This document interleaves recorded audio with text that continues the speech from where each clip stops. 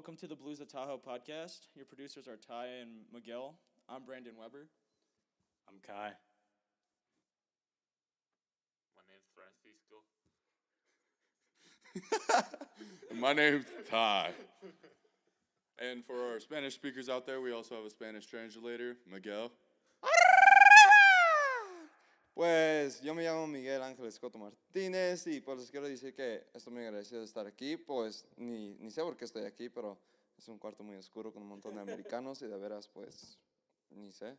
A ver qué dice este güerito.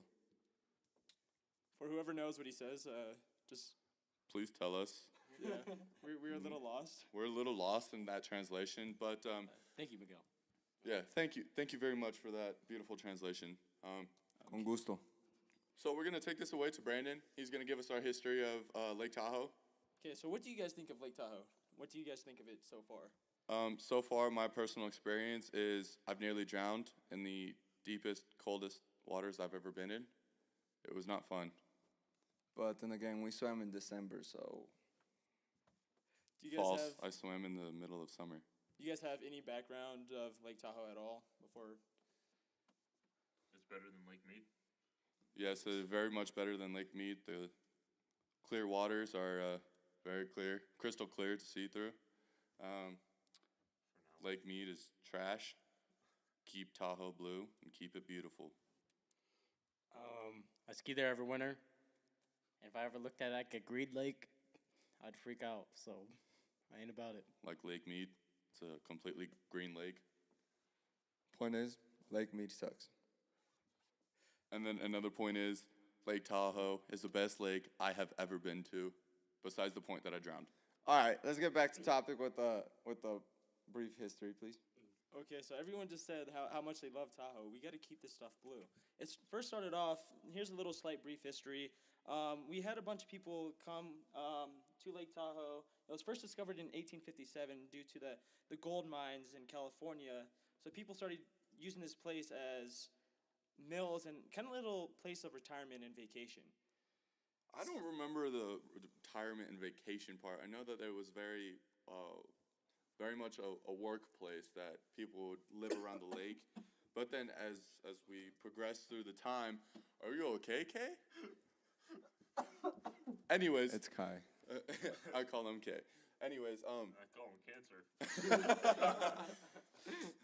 so anyways, later on, like through time progressed, as we become towards the present day, that's when I see more retirement homes, more living houses appearing around But then we the get shores of like the Tahoe. Virginia cities in Tahoe area that take all the trees, and that causes the mills to be built in Tahoe and get all the Yes, sediments into the but- lake, causing the clear water to to become dun dun dun dirty water. dirty waters.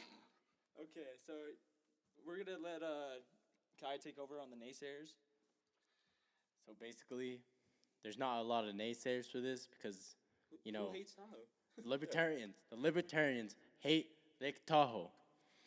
They don't like it.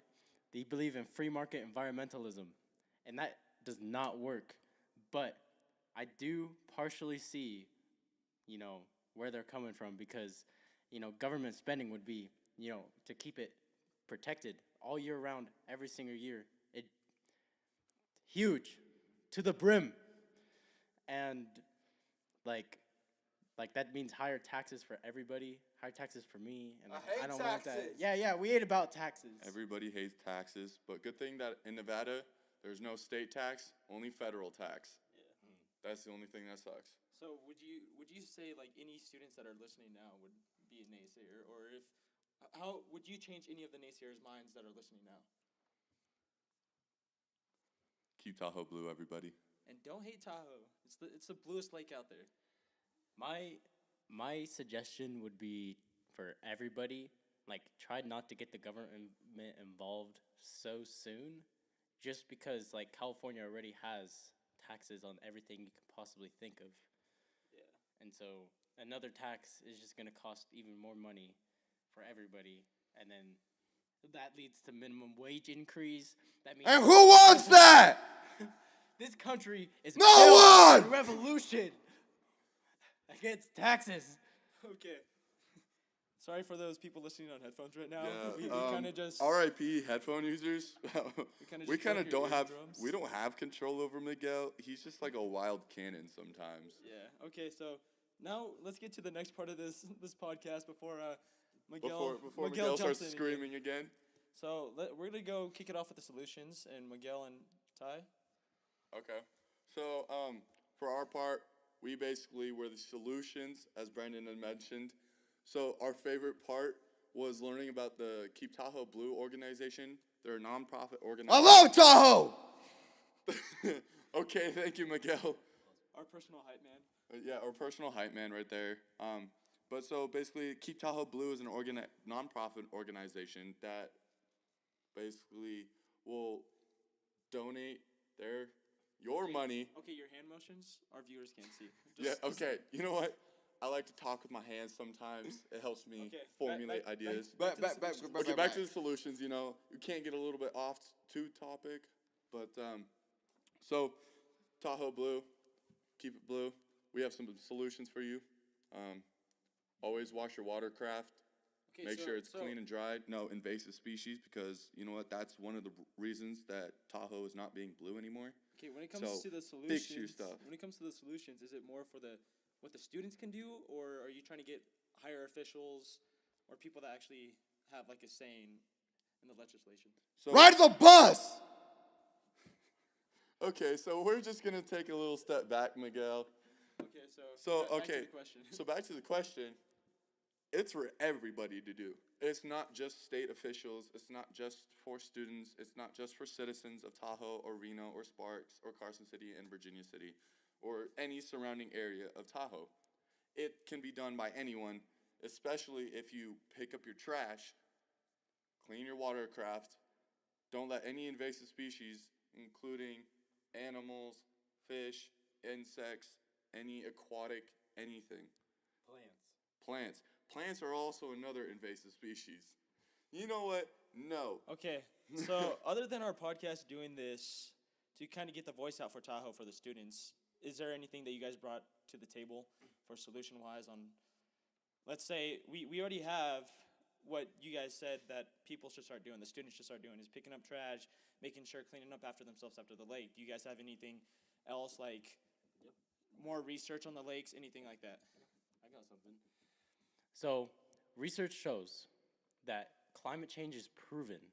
Climate change is happening right now, and in the Everglades of Florida, there billions and billions of dollars is getting spent because there's so many flash floods and thing after thing after thing of just natural disasters. And like, for all you guys all live here, like, come to our club meetings, and you'll make a difference. You will keep Tahoe blue. Yeah, we're not ending the podcast. Yeah, that's still definitely not the talking. end. That wasn't the end. Okay, so yeah, that's Miguel. That's our That's our personal hype man of the Yeah. group. Hype man. Okay. Okay, We're very sorry for headphone users. So we already discussed what is being done now in the solutions, or our group solutions to the issue on what you students could do. Yes. So Jacob, compared to other places, how does Tahoe on Compared. this scale?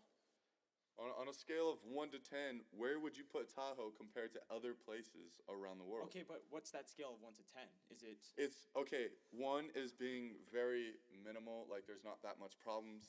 10 being, oh, this is the so life-threatening basically problem. oil and water? Yes, oil and water. Yeah, would you place it?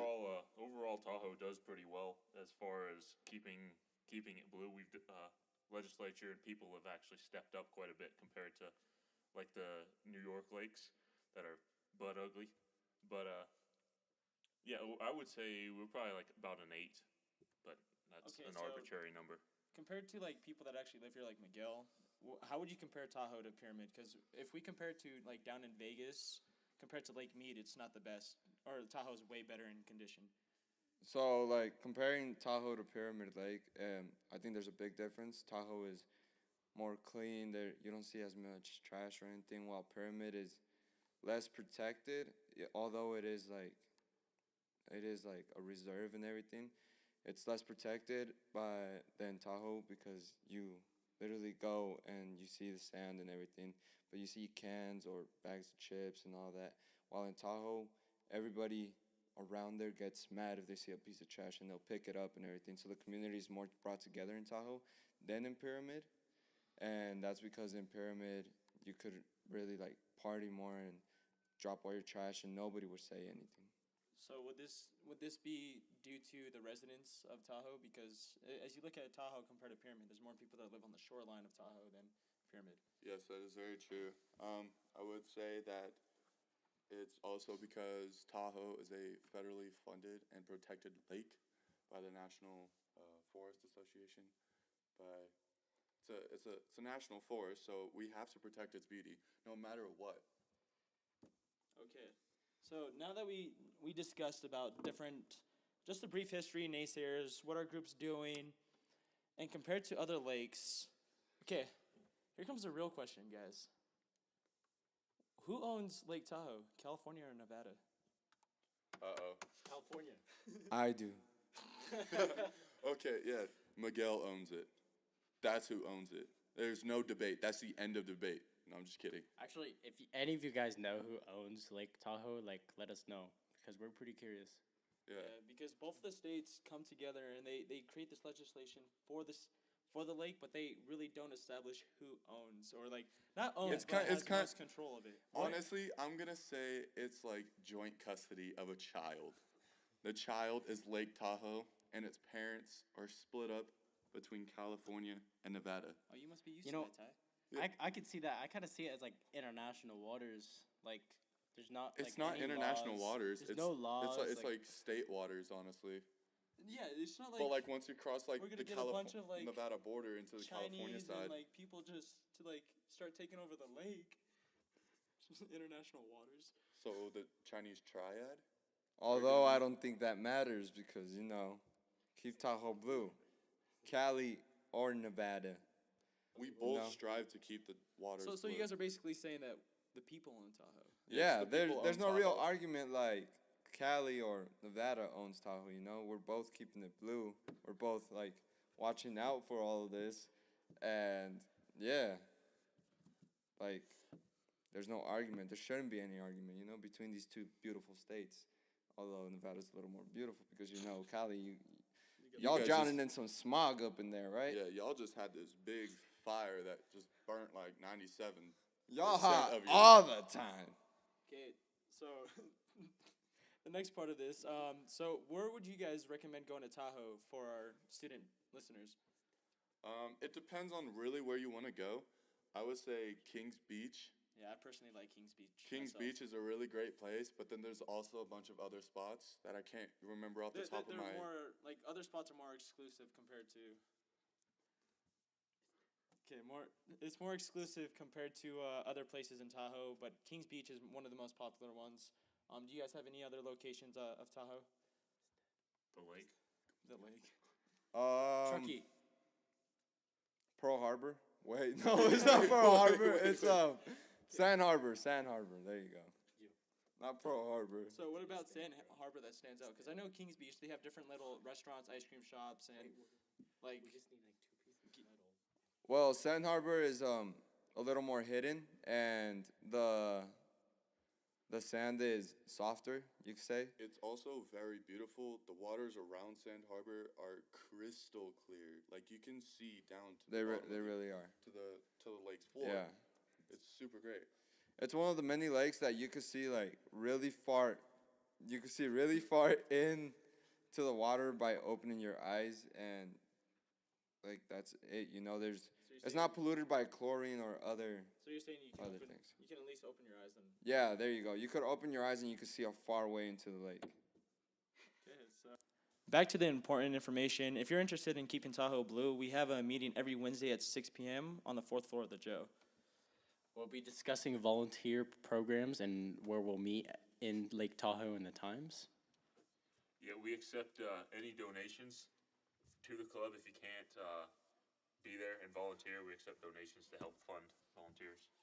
And we take multiple trips to Lake Tahoe, so that's always fun. And then last but not least, we will be having refreshments and beverages at each and every meeting. Thank you for listening to the. Thank you for listening to the podcast. I'm Brandon. I'm Ty. I'm Kai. I'm Jacob. Yo soy Miguel Escoto, and we're out.